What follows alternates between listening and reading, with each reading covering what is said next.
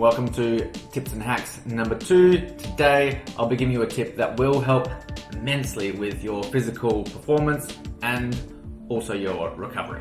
Your body is in a constant state of fluctuation, sometimes increasing temperature, other times decreasing.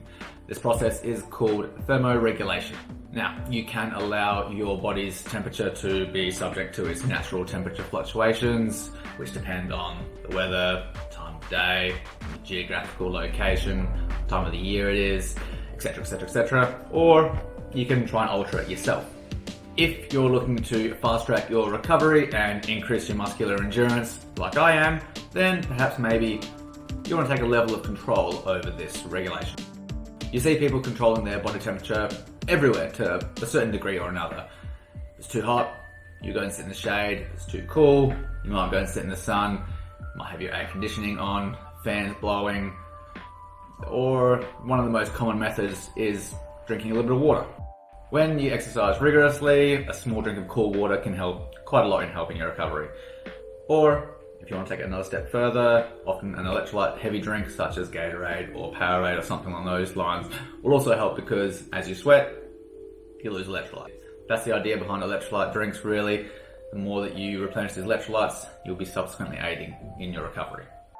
When we train our body quite hard, our muscles are constantly going through a state of contracting and relaxing, and just this act alone causes heat.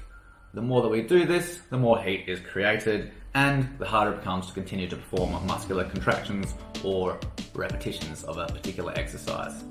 So we need to cool the body down before we can reach that peak muscular performance again. The shorter duration that you have to sit and wait to cool down between sets, the quicker you can get back up into your next working set. When it comes to cooling down the body to increase performance, we can see that over the decades, quite a lot of research has gone into exactly how to cool down best. New research, however, has shown that there are 3 areas on the body in particular that could be considered the heat superhighways of the body. If you want to warm the body up or cool the body down, these areas in particular do the job best. When properly stimulated with the correct protocols, cooling of these areas has been shown to increase athletic performance by 200 to 600% in regards to volume and repetitions performed in resistance training such as calisthenics. But huge increases have also been seen in aerobic exercises like running, swimming or cycling. These particular areas of the body can transfer heat excessively well due to the type of skin that is present on their surfaces. Their skin is known as glabrous skin. Essentially, glabrous skin is identified by a lack of hair, a set of specialized nerves, and often thicker skin. The epidermis is approximately about 1.5 millimeters, with the dermis sitting at about 3 millimeters thick. This is approximately twice as thick as the rest of our skin, on average. The 3 areas on our body that are known to have the most globular skin are palms of our hands, soles of our feet, and just above the eyebrows, this section of skin here, where you see no one can grow hair. When it comes to your training, you essentially want to be cooling down these areas as much as possible so that you can transfer that heat away from your body. Now, this doesn't mean that you can just throw an ice pack on your hands and feet though. That'd be far too easy. It's a little bit more complicated than that. Instead, you need to have a very particular temperature on those skin areas. Not too cold, but cold enough. If you try to cool down these areas too intensely with ice, for example, then you'll cause something called vasoconstriction. This is a process where the blood vessels clamp down and they reduce blood flow. The trick here clearly is to keep cool, but not cold.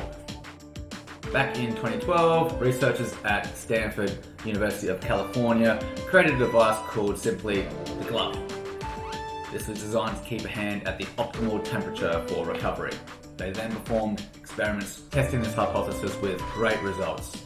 Now, a business called Core Control has developed commercially available units in conjunction with the United States Defense Advanced Research Project Agency, or otherwise known as DARPA.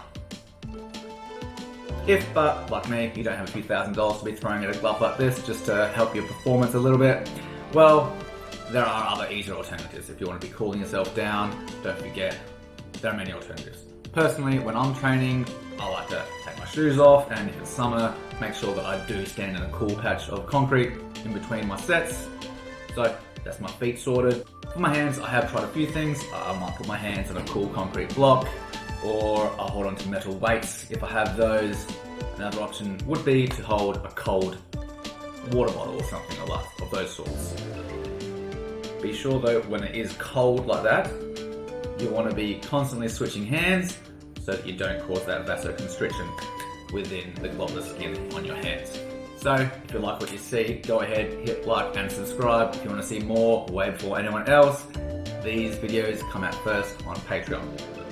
You'll find that link in the description below, where you can support us for less than the price of a coffee. So until next time,